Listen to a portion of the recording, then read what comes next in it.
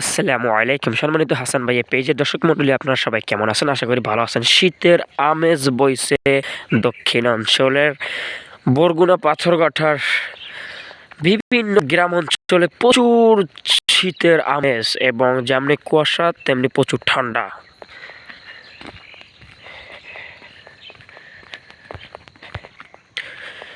প্রতিদিন সকালে পাখির কিচিরমিচির আওয়াজে মানুষের ঘুম ভাঙে, আর এই ঘুম ভাঙার ভিতর দিকে শুরু হয় শীতের সকাল। আর এই শীতের সকালে যারা গাছ কাটে, খেজুর গাছ, যারা রস বের করে অনেক পরিশ্রম করে এই শীতকে তারা আরও উৎসাহিত করার স্বার্থে যারা এই যে গুড় বানিয়ে আমাদেরকে দেশে বিভিন্ন জায়গায় বাজারজাত করে, তাদের জন্য রইল শুভকামনা। এবং এই শীতের সকালটা খুবই গ্রাম অঞ্চলে একটি আনন্দের একটা মুহূর্ত।